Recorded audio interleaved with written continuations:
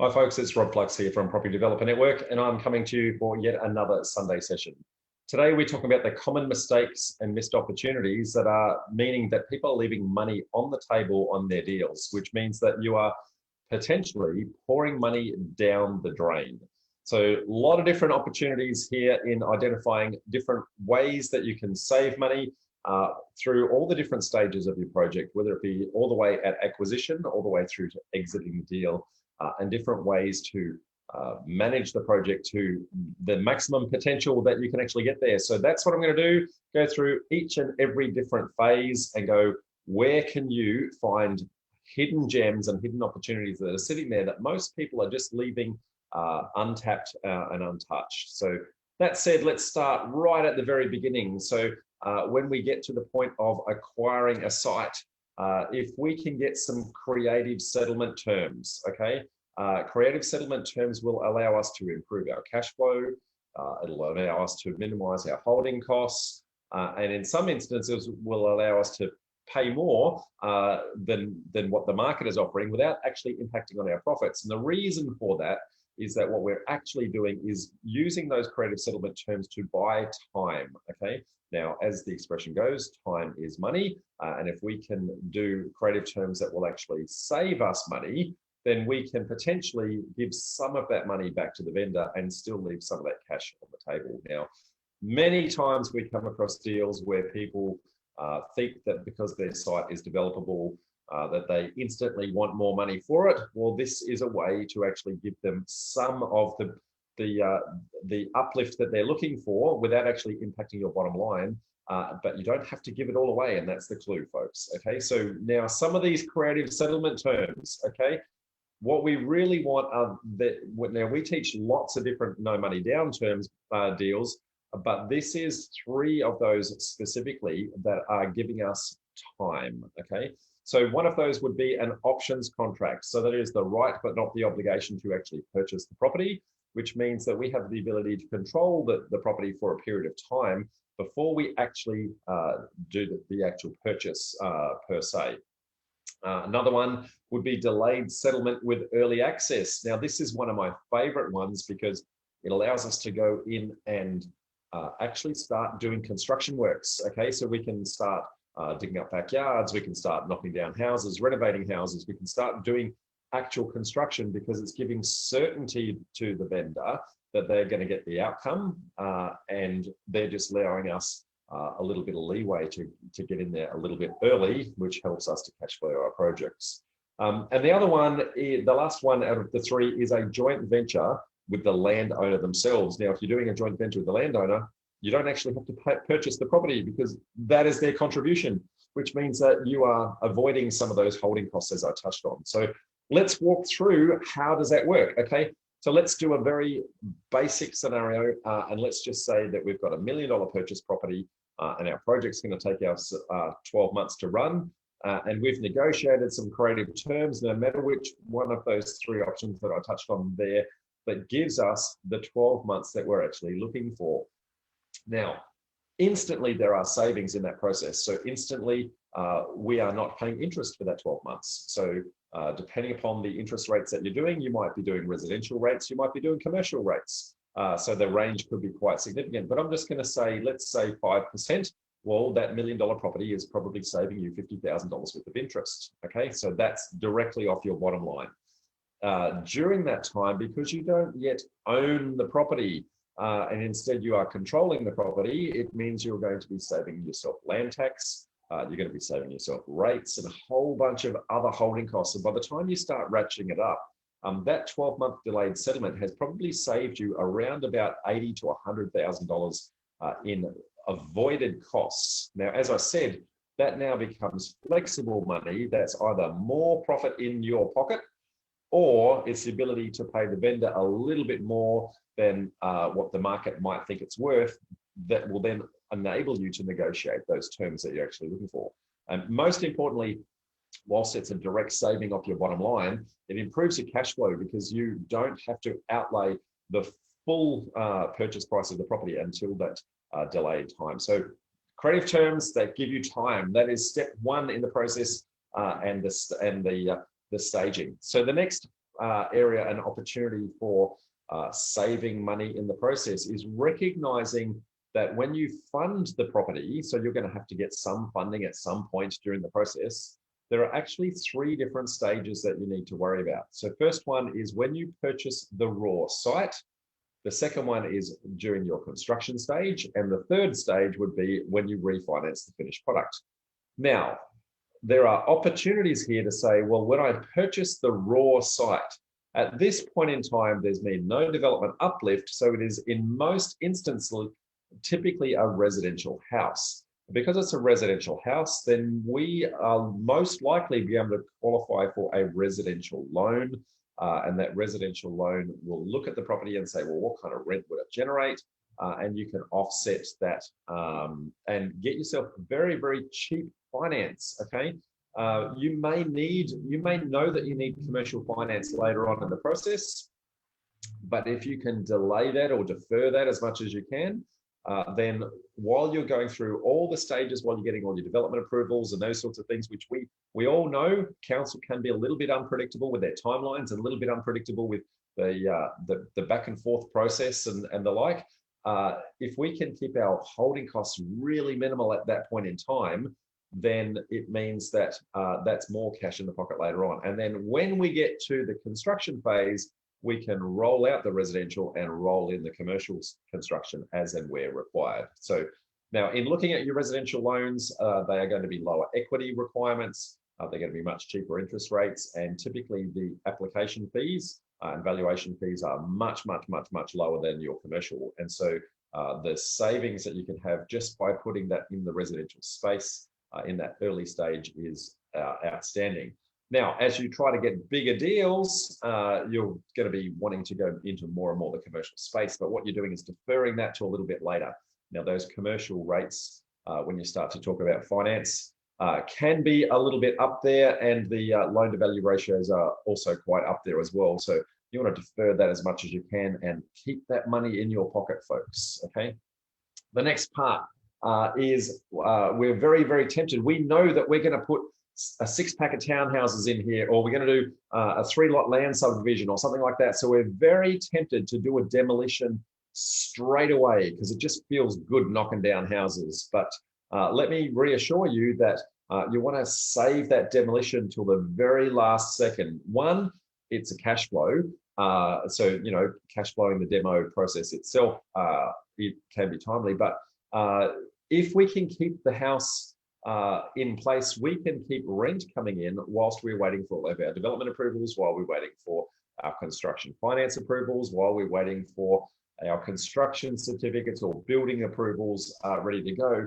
So we may be able to generate anywhere from 6 to 12 months worth of rental income during that time. Now, the tenant that is actually paying that is going to also be offsetting some of our costs. So they'll be paying things like water and those sorts of things. So it means that we're not incurring those hard charges. So, you know, even electricity, whilst you're not using electricity, you'll find that you still need to keep the account alive if you think that the construction crew are going to need electricity at that point. So what we're really doing is passing some of those costs back to the tenant. We're also generating a revenue stream. What is also really important in that process is when we look back at the last tip I gave you, which is keep it residential for as long as humanly possible. That's going to keep the bank happy because they are actually generating rent and you're not knocking over their security the day that you get the property. So, you know, they tend to not look very favorably on those sorts of things.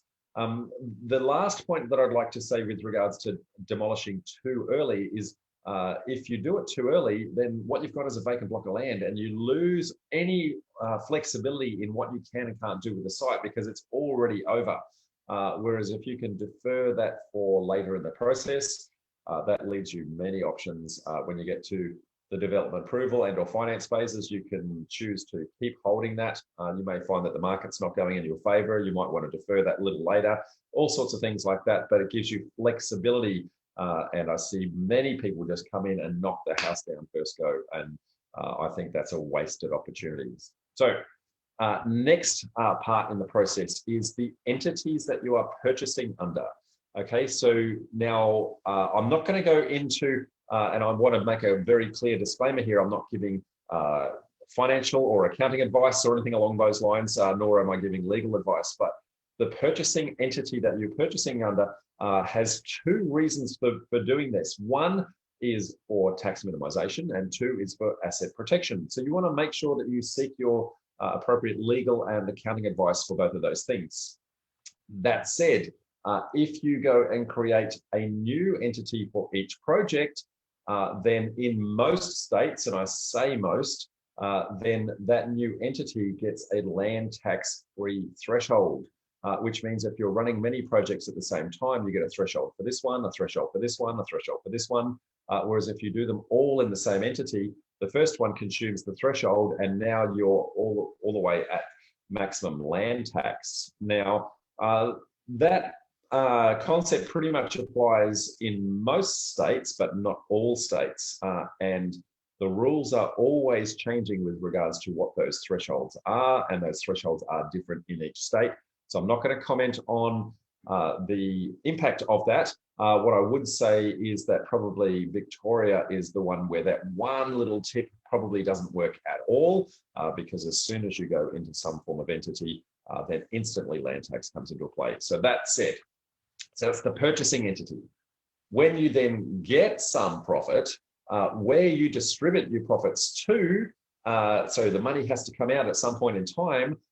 If you distribute that to you, the human, then that comes through as income tax. And depending upon your, I guess, other income streams, that may take you to fairly high tax regimes. So if you have a bucket entity that sits underneath, sometimes it's a bucket company, sometimes it's a bucket trust, different reasons for doing each of those. That allows you the flexibility of minimizing that tax down to company tax rates, which are far lower than personal income tax rates. And so long as you don't need to distribute it down to you, the human, today, you can then recycle that cash because you've kept more of that cash in your pocket as you've gone. So good way to, I guess, bump that up. Now, with the recent changes to the company tax rules, they've just recently brought forward some tax savings if you're doing something in a company, for example. And off the top of my head, I believe that's now 26 cents in the dollar, whereas you could be upwards of 39 cents in the dollar and higher if you're in your own personal tax bracket. So there you go, folks. Saving in tax, don't we love doing that? Okay, next one in the process would be, as you're looking at the property that you've got that you're going to be knocking down and those sorts of things, have a look at the property itself, and almost certainly there's going to be some untapped opportunities for cash that are sitting in the property itself by just being very creative in how you recycle the entity itself. So, for example, depending upon your location, the entire house could be sold. Okay, you could sell that to someone else if it's a relocatable home. Sometimes you could even just give it away, which means that you're going to save yourself the cost of demolition, and you give it away conditional on that they give you a nice clean site at the end. So that's one potential opportunity. But you can then start to pull the house apart if you don't have a relocatable home. So things like corrugated iron, things like bricks, timber, all those sorts of things, kitchens, there's going to be sheds, tanks, all of those sorts of things can be recycled, sold, and it's amazing what you can actually get by trying to sell these either on Gumtree, run yourself a garage or lawn sale, depending on what part of the country you're in. Call those things different things, but you can start to generate some significant revenue from just breaking down the house like that. I've seen anywhere from $5,000 to $30,000 of revenue just from breaking a house up into the pieces, in the individual pieces. So pool pumps, for example, right? So even above ground pools, you can sell those things on Gumtree, right? All sorts of ways of actually generating stuff.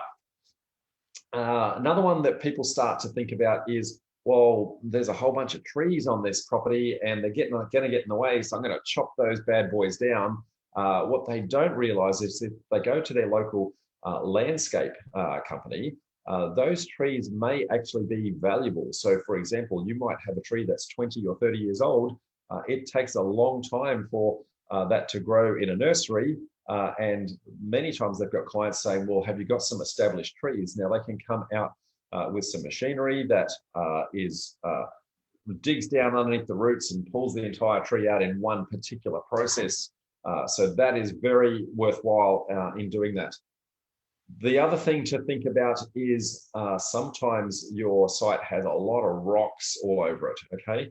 Now, sometimes those rocks can actually be repurposed and they can become ornamental rocks. They can go into retaining walls, all sorts of things like that. Depending upon the kind of project that you're doing, you may need to, I guess, get rid of all the grass on the site, or you may need to take a layer of topsoil off, for example. You can sell those bad boys, okay? People will buy secondhand grass. Yes, they do. Especially when they're trying to do some temporary works. They might be building a new road or something along those lines. They need to do something where it doesn't need to be aesthetically pleasing today, but they do need to do erosion and sediment control and dust control and things like that. So they'll quite happily take some cheap, nasty grass in the short term just to place over that and I guess keep the dust down, keep it looking aesthetically pleasing in the short term until they come along and do the finished product. Equally, topsoil can be used longer term for that.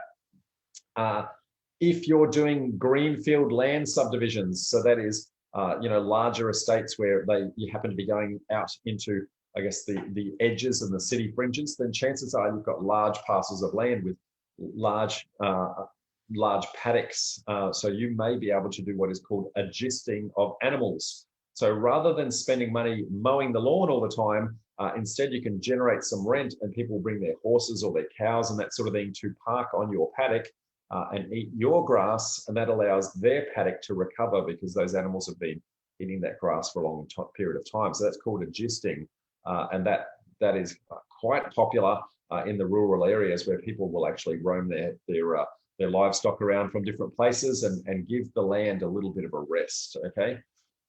Now, depending upon what you've got on your site, you may have a lot of concrete, you may have a lot of bitumen on your property, or what is called hard stand. So a hard surface where people can actually park. Now, you go, why would somebody want to park on my property in the middle of nowhere? Well, it's actually more common than what you would think, because there are many times where construction crews or those sorts of things have heavy machinery that, sometimes they only travel at 20 k's an hour. It's quite cumbersome. They don't want to take that all the way back to, head office and park it overnight and then have to bring it back the next day. Instead, they would like somewhere that it's safe and secure that they can actually park it.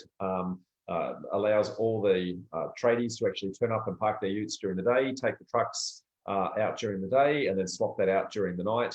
Hard stand is fantastic, okay? Also, if you have a shed, okay, so whether it be a small shed or quite a large shed, you may be able to generate some rent just for storage of that bad boy.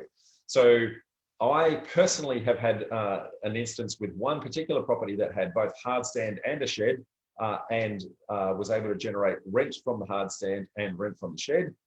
And then when we then went to do the demolition, I then sold the shed. So just those little elements there, I think I generated close to $30,000 by the time I generated the rent for the two opportunities, plus got the sale of the shed as well. So lots of opportunities for other income streams that we just quite often just completely forget are actually sitting hiding in plain sight, okay?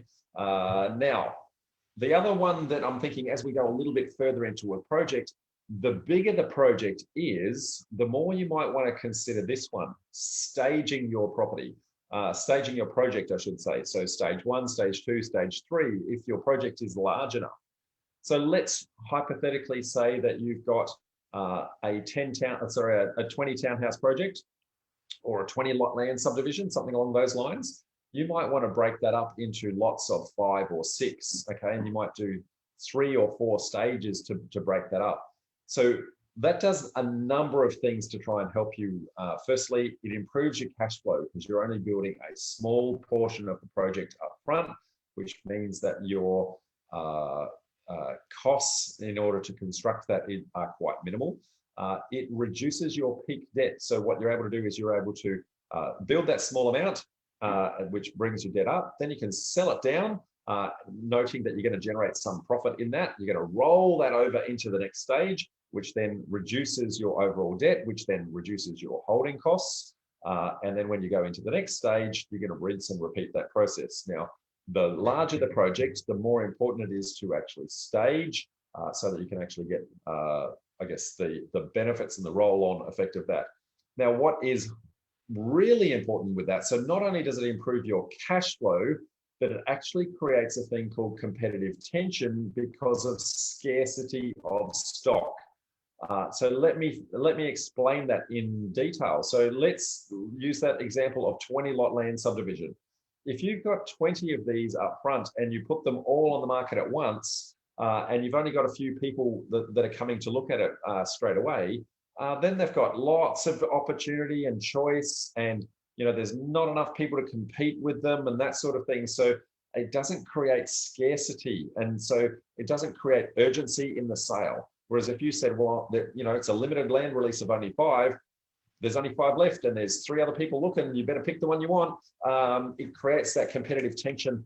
People will A, outbid each other in order to get the preferred site, and B, it means that they're going to lock into the contract and sign that. It gives you certainty in order to move on. Otherwise, if you release 20 of them at once, you're actually becoming your own competitor, because now there's no competitive tension there, and I don't have to rush, there's plenty of time, and if I don't get the right one, then there's already 2 or 3 others that are still suitable, and so you don't get that competitive push up. So, staging the projects, folks, really, really important. Next one would be stacking strategies. Now, for anyone who has followed me for quite some time, you'll know that I'm very clear on my messaging here. So you want to have one strategy, okay? You want to have one council, and you want to have 3 suburbs in order to start your process and actually get you locked in. But once you've got momentum and once you're running projects and you've got some success in that, the ability to stack other strategies on top of that will then allow you to multiply your profits. This is really important. So I'm going to give you a hypothetical example here of just one way that we can actually do this. So let's say that you are doing a land subdivision, okay? So when you first do a land subdivision, you might just want to sell them as vacant land, okay? Nice, simple, easy in, easy out, nice, fast and quick, sell them as land, okay? Now, the next thing that you might stack is, well, I might do house and land packages, okay? So now you've got some opportunity with the house and land packages to say, well, we can sell them for a little bit more. We can do some deals with our builders. We might be able to get some kickbacks from the builders.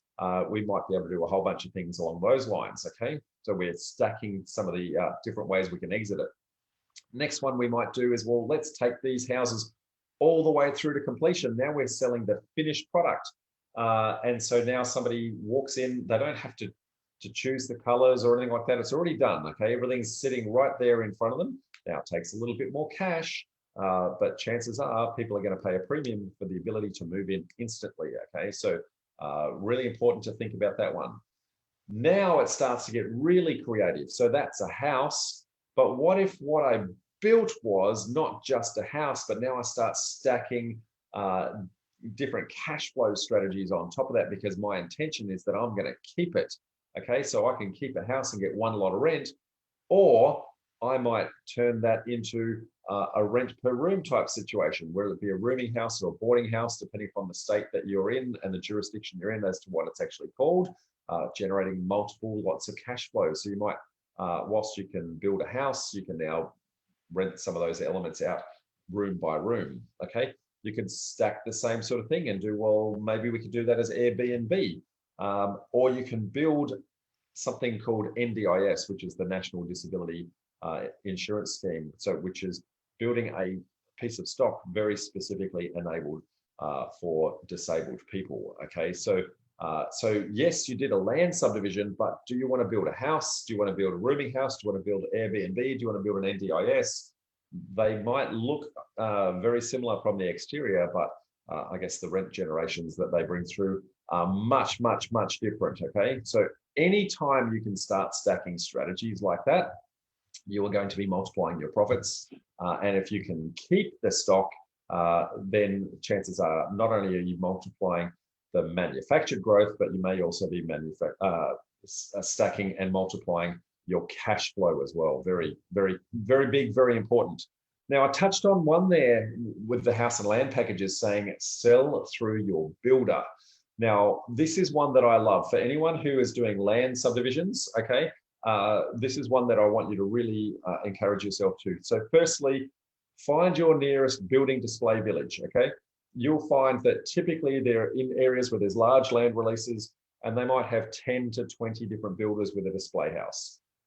Go into each of those builders, go and actually inspect their stock, get a copy of all their catalogs as to what size houses they've got. Now, they're all cookie cutter designs typically, but you'll be able to get, I guess, their price points. You'll be able to know what fits on your blocks, all those sorts of things, and you'll know which builders you can start to stack on top. Now, what happens a lot in those builder display villages, they set themselves up in the large land releases and typically at the edges of the city, okay? Now, what happens is a lot of the time is people go, look, I love this house, I really do, but I don't want to live out in the boondocks. Have you got something a little bit closer to town? And here you are coming in and saying to the builder, if I could give you my piece of land that's in a city and you can get the build out of it, would you be interested in that? So the builder then starts to become your sales rep, okay? Now, when you can do that right, the builder will put house and land packages together. They'll give you rendered images. That's going to help you put signage up and all sorts of things like that. That's going to save you on marketing costs. And also in many instances, the builders have relationships with Domain and realestate.com, and they'll actually advertise on your behalf as well. Now, if the builder is getting the build and you're getting the land sale, then both of you have this symbiotic relationship where you're both very happy because everyone's going to get to keep 100% of their profits. So typically when you do that, you'll have zero commission in actually selling the property, okay? Now, if we elevate that a little bit further, if you're building enough of these blocks of land, you might get to the point where you start to bundle the house and land packages together and you become effectively a sales rep for the builder. Now, in this instance, you're getting him the build contract, and in many instances, they will actually pay you a commission for doing that. And that can be anywhere from 10 all the way up to $30,000 for a build contract, okay? So if you start working with your builders and your project builders and that sort of thing, it may be a zero commission, or it may be that you actually get cash back in your pocket, which is always the way that we want it to go. Next one, as we go a little bit further in, we're getting to the point where our deals are starting to get a little bigger. And what we want to do is we want to start retaining profit as stock, okay? Now, reason why we're going to do that, and I touched on a little bit earlier, if we are distributing out, then we are clearly going to pay tax out. But if we never sell, it means that we didn't actually realize our profit. So the profit has been generated, absolutely categorically, but we don't realize it. And because we don't realize it, then we are effectively going into a deferred tax arrangement, which means tax is not paid today, but rather at some point in the future when we may sell that. Now, if we do this to a large enough extent, we may be able to keep one of our profits where we can keep an entire property owned outright, generating us cash flow forever and a day. Now, if we did that, why would we ever sell it? So effectively, we are no longer paying tax on that unless and until we sell that, which might be 20, 30 years in the future. But why would you if it's generating cash along the way? So that means 100% of the profit stays as equity within the deal. You get positive cash flow from your rental income, and you get both the long-term capital growth from the market going up, And it also then increases your borrowing capacity because now you've got equity element that you've actually kept. Now, the common question that I get when it comes to how do I keep stock as profit, then I'm going to give you a magic formula, okay? So the typical 20% profit on cost that everybody talks about, the mythical 20% profit on cost, if you start to use that as a bit of a rule of thumb for yourself, then there is a magic number, which is 6. Your magic number is 6, and that means if you build 6 of something and you sell 5 of those somethings, then the 5 will pay back the cost of actually constructing them, which means the 6th one is then 100% pure profit. So if you can keep that last one, that means that there's 100% equity and ownership, 100% positive cash flow. So your objective in this development cycle is to get yourself to a point where you're doing deals big enough to actually do that. Okay, so that keeps your capital growth and becomes usable cash flow. So let me give you a little bit of a visual on what that will actually look like. So let's have a look here. So in a typical project, okay, if we do a typical project, if you sell, you're going to have to pay GST on the sale of that property. If you then, I guess, distribute it in some way, shape, or form, or do that in an entity which is a company or even a trust that's owned by a company, chances are you're going to distribute at some point and likely pay company tax. Then you distribute that down to you, the individual, and you're going to pay income tax as well. So there's, quite a bit of tax that actually goes into that deal. So the cash that you get in hand becomes very, very low. So let's consider alternative approach, and that is if we keep it as profit within the deal, we have 100% of the equity stays in the deal. We're going to have a little bit that we give access to the bank. Then the bank is then going to give us potentially a line of credit based on this generating income over and over and over, because we can now rent this 100% owned outright and 100% cash flow. We may be able to get refinance as a line of credit, and we get more access to more usable cash. Now, the interesting thing about this is, depending upon what we use that cash for, that cash now becomes a tax deductible debt. Whereas over here, we actually paid tax. Over here, it now becomes potentially a tax saving for the next investment that we then go and keep. Now, imagine that we now, because we own it, remember I said deferred tax, we're going to hold this for quite some period of time. The mythical every 7 to 10 years, our property doubles in value. At that point, we may be able to give a little bit more access to the bank for a little bit more equity, but we may be able to refinance again and get a lot more usable cash. So you can see our ultimate goal is to try and own stock, okay?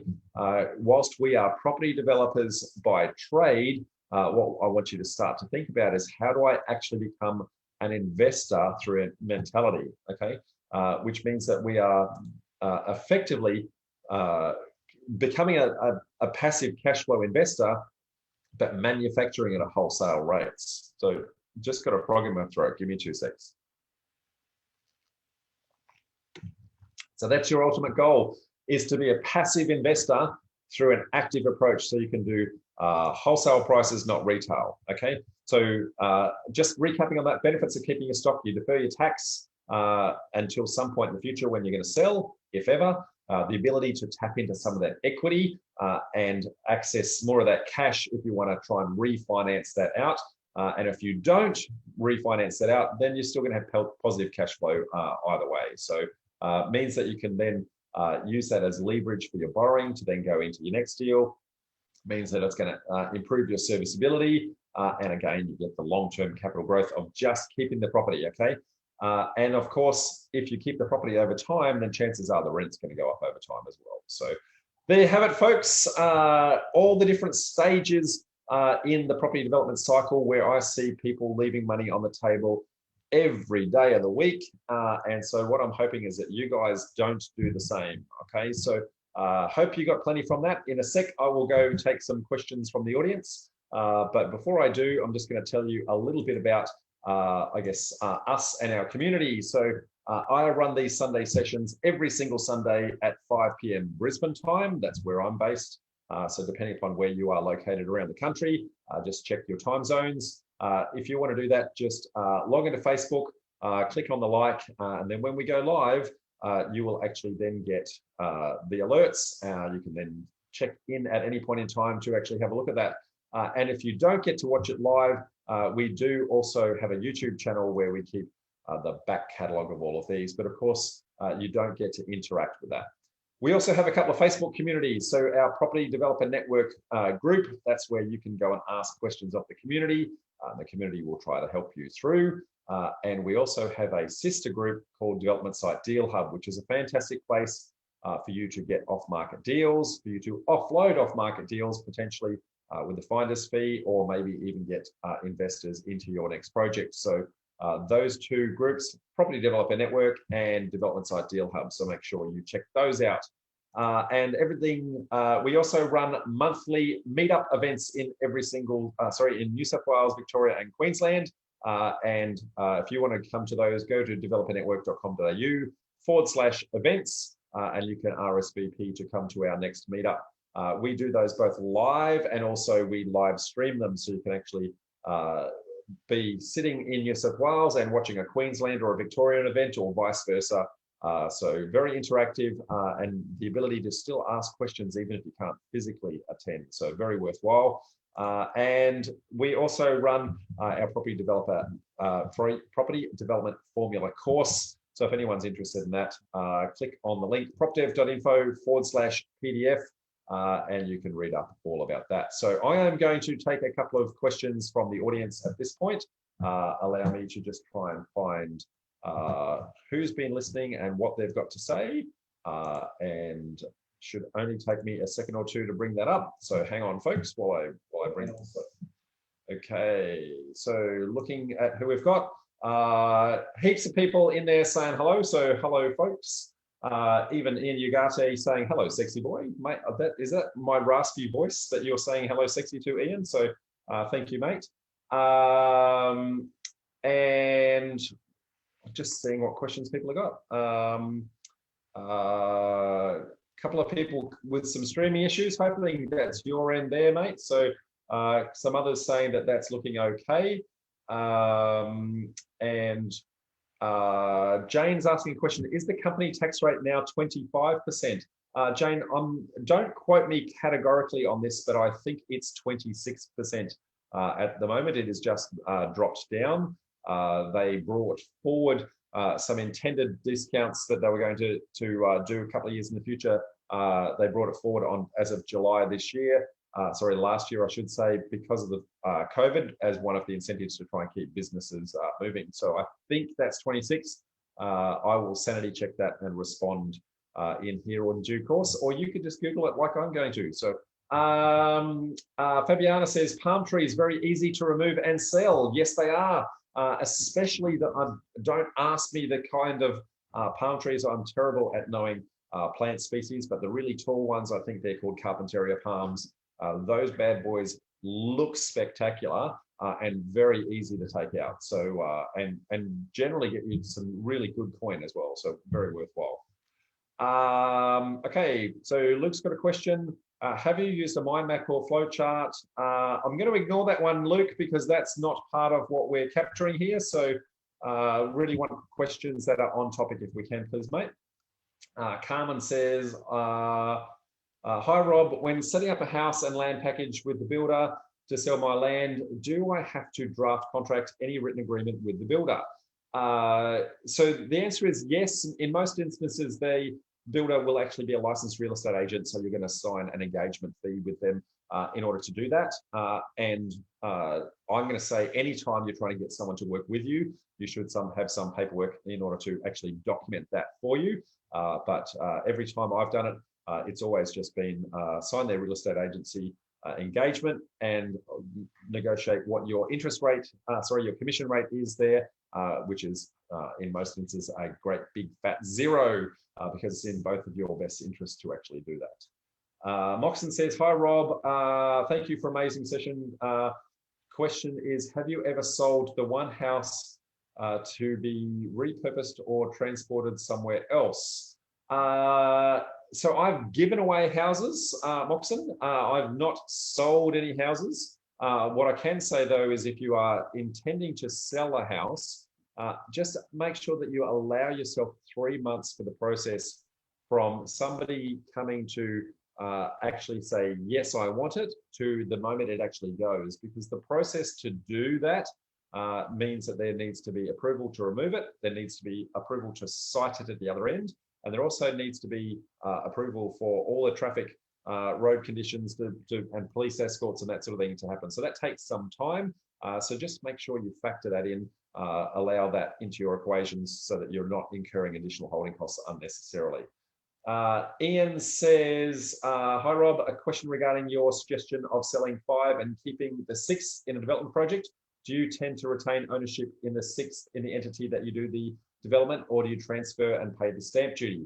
Ian, I can't give legal and accounting advice. What I can say is that I do it in 2 separate entities. One entity owns the I guess the property, and the other entity does the development. So the one that owns it stays owning it. The development entity then does, I guess, a development management agreement or joint venture of sorts between itself. When the project is over, we collapse that down. Okay, now you're going to have to look at whether or not that suits your own personal circumstances and what kind of entities they're going to be, depending upon your intention for long-term holding. I tend to find, for me personally, that my long-term holding is better in a trust arrangement, but what you then do in your development entity could be either company or trust, depending upon what you're trying to do. So please make sure you seek independent advice on that.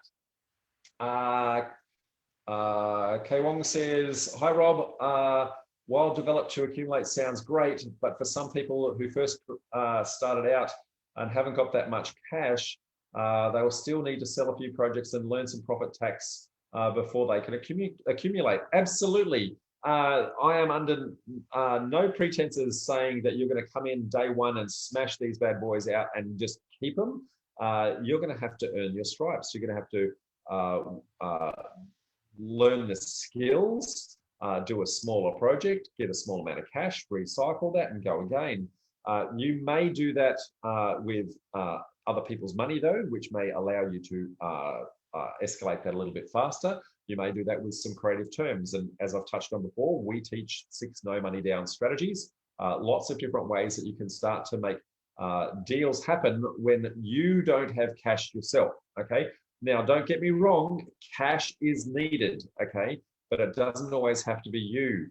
It doesn't have to always be yours. So if you can control property, then you can manufacture profit out of the process with your own skills, etc. So Felicity says, hope your wife is feeling better. Thank you, Felicity. Appreciate that. She's lying on the couch just next door and probably listening to my every word. So she is feeling better, absolutely, but a little way to go. So thank you. I'm not sure how to pronounce this. So Muzna, I hope that's the way. Hi, Rob. One question for now. If we want to do JV with the vendor and we'll be providing build finance, so how will that work? Land title will be in the vendor's name. So you have to have a joint venture that actually acknowledges that's going to happen, firstly, and make sure, and this is really, really important, make sure that the document is airtight, that basically does not allow them wiggle room to actually get out, because you're adding value to their property and it's in their name. And so they have the ultimate power to then either sell or not sell, to either sign the construction contract or not sign the construction contract. So you want to have within your document some sort of limited power of attorney that allows you to take the control, be able to sign those documents on their behalf, and know that you're actually going to take that through to completion. Now, make sure you speak to your solicitor in how you actually set that up. I can't give you any guidance on how to. I can just tell you that you need to. So Chris says, thanks for the session, Rob. Some great tips and insights. You're welcome, mate. Dan says the same. Moxon says the same.